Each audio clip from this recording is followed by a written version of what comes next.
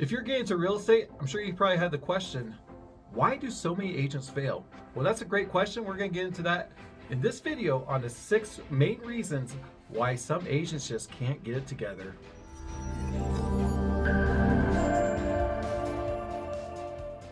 Hey, before we get started, can you just do me a real quick favor? Will you hit that like button, show a little bit of love for that subscribe button, and hit that notification bell so you can say everything that a new or experienced real estate agent needs to know. In this video, we're going to go over the 6 main reasons why real estate agents fail. Now, with over 80% of real estate agents failing in 5 years, my personal opinion is that it might be 80% of the new agents within the next 3 years, because it's looking like it could be a lot tougher than what it has been. Of course, no one has a crystal ball. Do your own research. Hey, James Hunt here.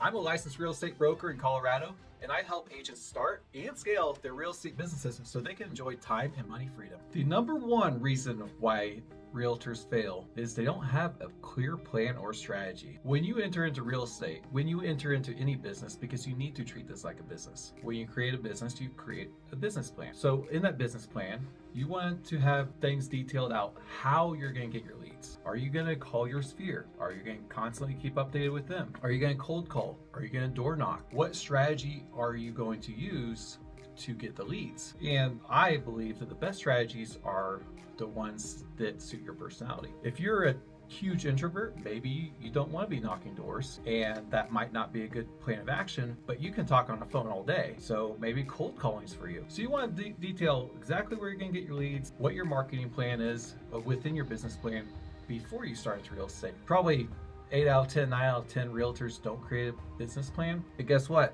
Remember that statistic we said earlier? About 8 out of 10 fail in the first 5 years? Coincidence? Now, how can you avoid this? I can also help you with. Well, one, you can create a business plan before you even start getting into real estate. And the other thing is, what gets measured gets managed. So if you track your number of calls you make, how many leads you get, what's your closing ratio of those leads, how many of those contracts go through to the closing table, measure all of that. Everything that you do to get your business forward, even if it's like making videos, how many videos does it take to make before per leads you get? So keep all that track. Once you do that, you're going to be really focused on like, hey, this isn't working. This cold calling is just doing terrible for me, and I'm doing so well at creating videos here. Why don't I just create twice as many videos and cut out the cold calling? You'll know that if you measure it. Perfect. Then you know exactly what you need to do. Cut out all the dead weight in your time and really focus on the things that really bring you in the income. You don't need to be doing all 10 different ways of prospecting and getting leads. Focus on this 2, 3, maybe even 1, and just really hit that hard. And this is December now, so if you haven't already gotten your planning for 2023, how many hours a day are you going to do each task to get forward and your most profitable task, and stay diligent on that? You're going to be way ahead in 2023. You're going to be gaining market share. You're just going to be crushing it. If you just do it for 365 days, spend a day or two going through, figuring out what you need to do, develop a plan, and just go crush it.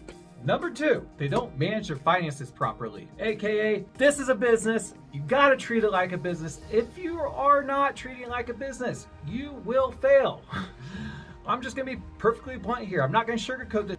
I should probably bleep that out. This is one thing I just do not understand when people come into here and they don't treat it like a business. I don't exactly know what people think real estate is. I should probably do a basic 101 class on real estate. If you want that video, please comment below and I'll lay it all out from just the smallest things, even how realtors are paid. So most realtors don't close their first deal for 6 to 12 months after they get their real estate license. Now, what does that mean? Well, you need to have 6 to 12 months of your living expenses in the bank. So you need to cut the expenses, which most people won't do.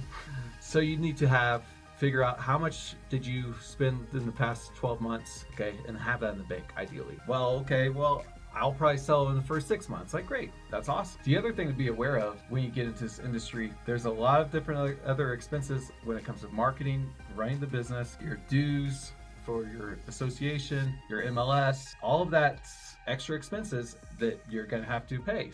Then that can be $20,000, $30,000 for all the expenses, depending on how big you want to hit your brand and how much you really want to excel that first year. Because the more you want to sell, the more you need to spend. It's common in every business. So treat being a real estate agent just like you're going out and starting your own business, because you are. Number 3, they don't have the tools, training, resources to know how to even market themselves properly. If you don't have those resources, then you're going to have to go out and pay for them, or hard knocks, figure them out yourself, which will of course take a lot longer, or you join the right team in brokerage and be around people that will help do this. So joining the right team in brokerage is paramount to your success and will be very difficult if you have never been in entrepreneurship before. It's the world so hard. I can't make any money. It's just terrible. I want my bottle. Well, snap out of it. Quit the victim mentality and get going. Let that push you. Let your creativity start flowing. The number 4 reason they have a victim mentality.